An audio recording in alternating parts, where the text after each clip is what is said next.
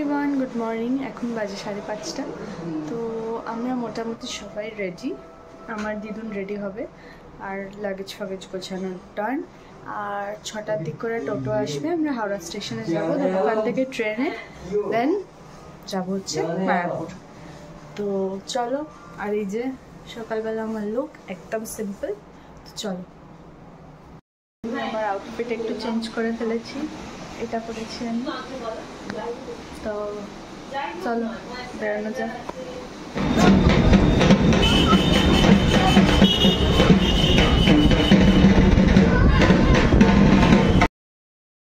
তো আমরা হাওড়া স্টেশনে এসে গেছি,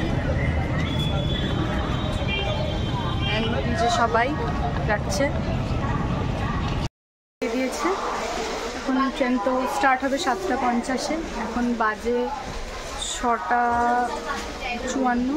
এখন 1 ঘন্টা প্রায় ওয়েট করতে হবে।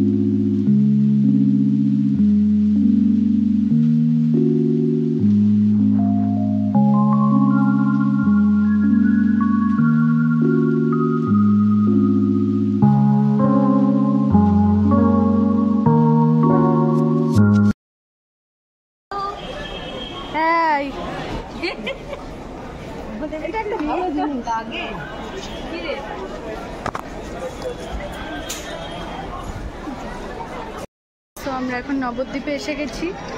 এরপরে হচ্ছে গিয়ে আমাদের মায়াপুরে এখন ডেস্টিনেশন, দেন আমরা পরের দিন আসবো নবদ্বীপ।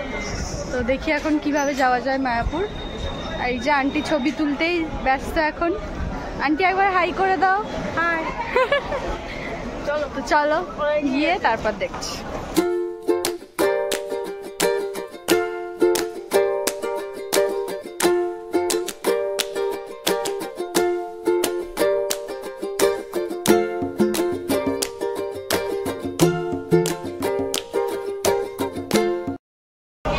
তো আমাকে সেই তিলক পরিয়ে দিয়েছে, এদের এখনো কাউকে পড়ায়নি। আমাকেই পেয়েছে প্রথম বালিকা বাঁকড়া, তারপরে পরিয়ে দিয়েছে আমাকে। আমরা এখন এসে গেছি ফেরিঘাটে। ফেরিঘাট পার হয়ে তারপরে যাব মায়াপুর।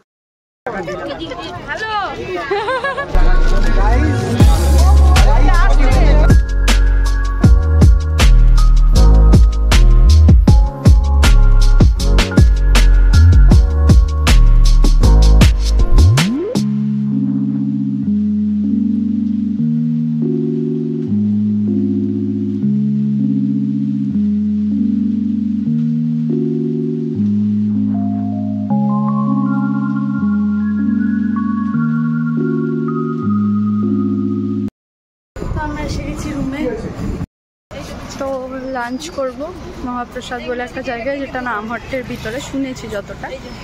আর লাঞ্চ করে একটু রেস্ট নিয়ে দেন বেরোবো হচ্ছে সাইট সিন করতে।